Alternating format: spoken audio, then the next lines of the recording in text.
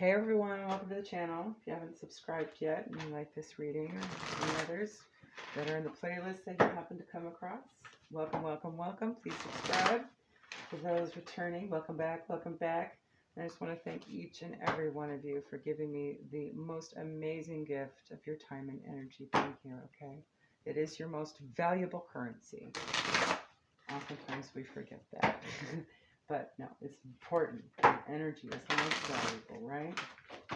All right, so today we're just going to do an Astro Gallimancy General, Sun, Moon, Rising.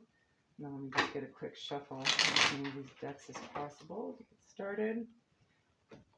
And I do have a stamina for one more, so I think we only need one more sign to come out, and I'd be so happy. All right, Spirit, what guidance do you have for the general collective at this time, for whom it will resonate for, whenever the time is divine, please and thank you. All right, we have Libra.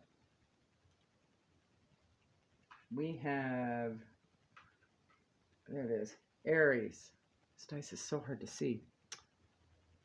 We have Taurus. And we have Cancer. Jeez, Cancer. There we go. Let's get some letters on this. I just got snagged on my earbud here. Get some letters for words, names, initials, please and thank you, Spirit. Help the collective identify this for them. All right, so we have the letter Z. We have L. We have M. We have G.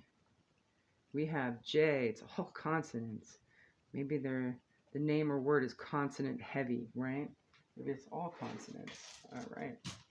Let's get a couple from the tea leaf half stacks that I have. Please thank you, Spirit. What is this situation about for Libra, Aries, Taurus, Cancer, Sun, Moon, Rising? All right. First card out, we have Broom, new home, new attitude. We also have Dragon, beware of self-delusion. Okay. Half stack. Also pull from the past life oracle, the Moonology, and Kipper, and then clarify with the Rock and Roll Tarot. Please and thank you, Spirit. All right.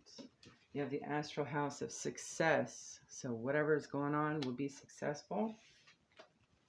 You also have Goldfish, increase in material wealth or spiritual growth. And Caterpillar, things will not always be this way. A change is coming. Okay, so let's talk about it. Let's get one from the Moonology, Spirit.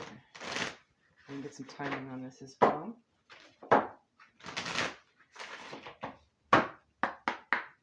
Please and thank you. All right, third quarter moon. Adjustments are required. Let's get past life on this. Can you tell us a bit more about this change coming? Self-delusion, spiritual growth, material wealth, new home, new attitude. What is the success here? What is this about?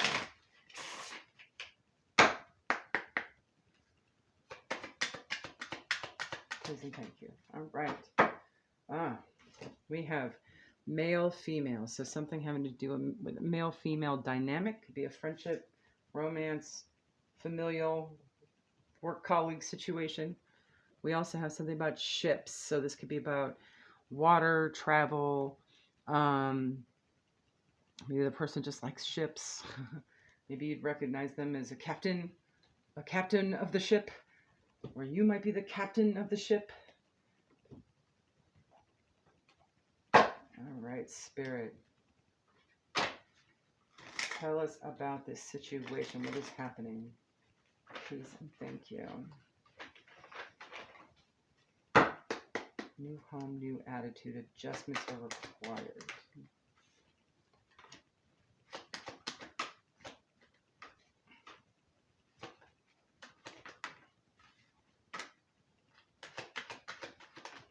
All right, we got 2 more, please.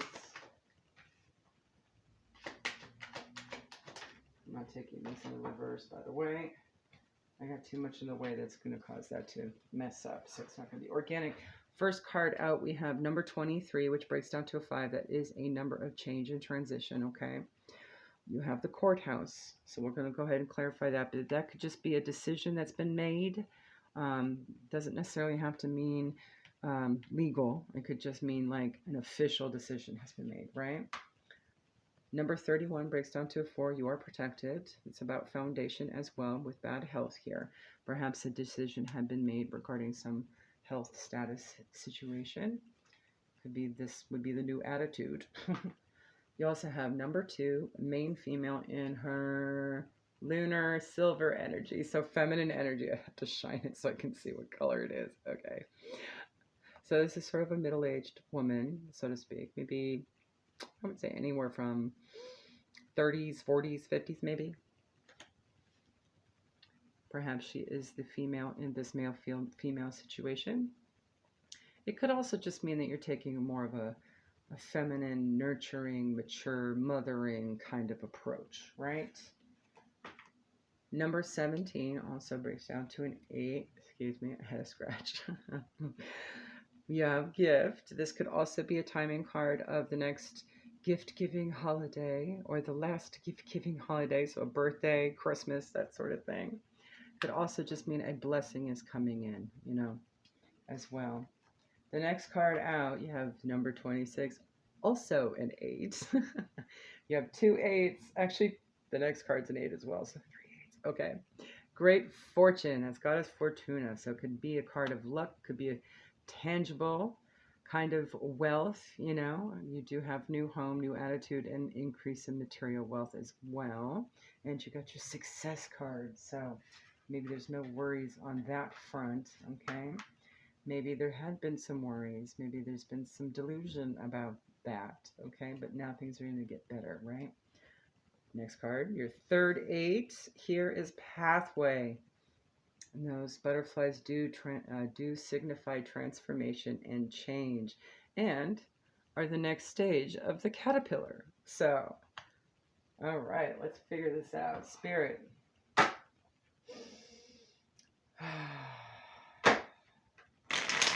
What is this change? Let's talk more about this court, this decision, bad health. Let's clarify that. Let's start with that.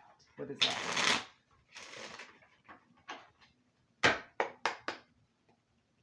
Please and thank you.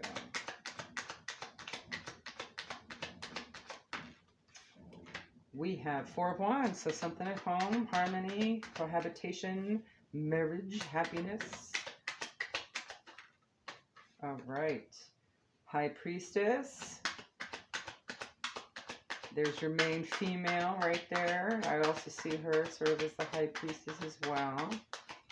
She sees all. And you got 2 cards wanted to come out. You've got the 2 of Cups and Temperance. Okay, so maybe this is just a positive change in a situation about love and home and what feels good to you and what's balanced, right?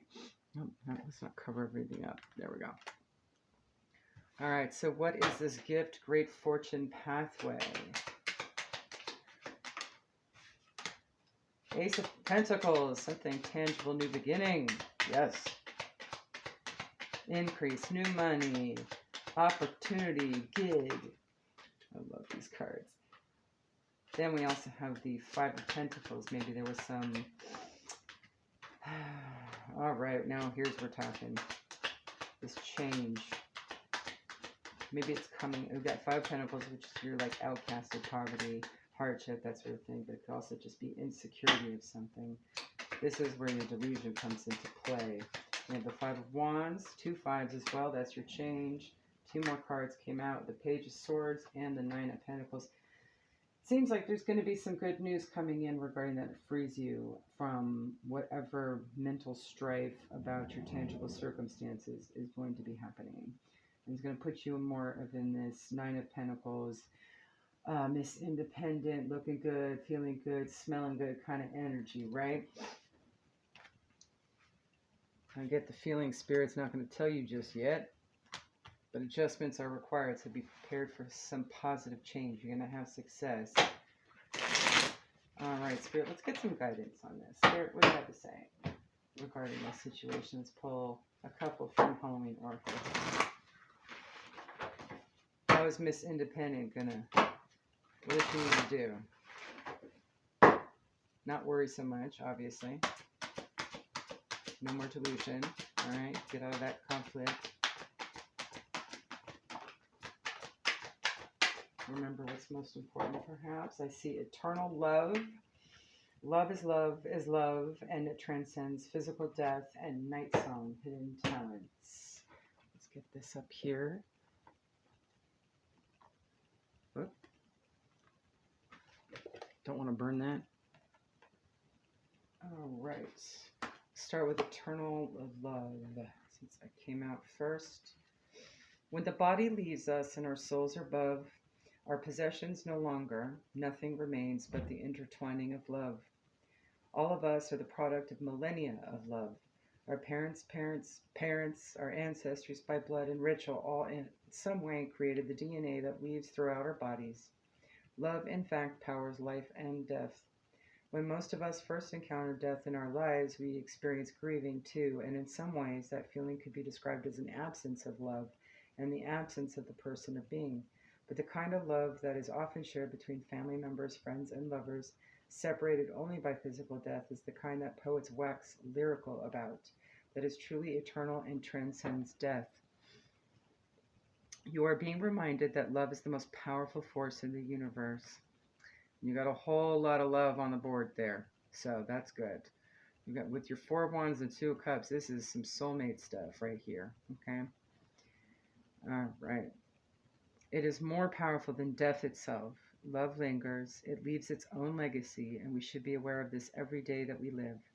For those that are ready for and desiring of a partner, it also indicates that a significant love is close at hand, and to be ready to open up to this new experience. Then you have Night Song, hidden talents. A ruby red bird singing in the darkness full of sound. Like an unopened present, you have the gift there, right? Ribbons still abound. A bird singing at night is an unusual occurrence, and those birds who are known as singers of the darkness are almost always considered sacred or frightening. From the operatic nightingale to the hooting owl, hearing a bird that you cannot see weaving its magic through the night sky has captivated humans for millennia. In the past, at Halloween time, a night that the veil between the worlds was said to be at its thinnest, these night birds were considered either omens or messengers of the gods. Depending on the culture, their voices were perceived as good luck and a positive validation, or alternatively, a warning about continuing on a certain pathway. In some mythology, the night bird was able to direct us towards discovering our talents and true purpose, a kind of guide in the darkness leading us to dawn. We do have the journey card here, so perhaps birds will be significant at this time to kind of guide you where you need to go regarding this, okay? That's how you'll be successful. Just be careful of like focusing too much on what isn't working in the tangible and kind of see it through the eyes of love. That's probably where your adjustments are required at this time.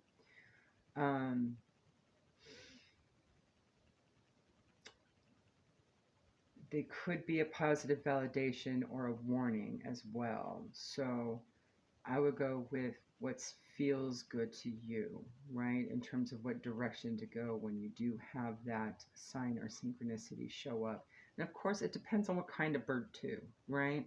Whichever, it could be your animal spirit bird if you have one, right? For me, I've got crows and owls that are very significant and falcons, but I use one kind of bird usually to kind of indicate, hey, there's a problem, right?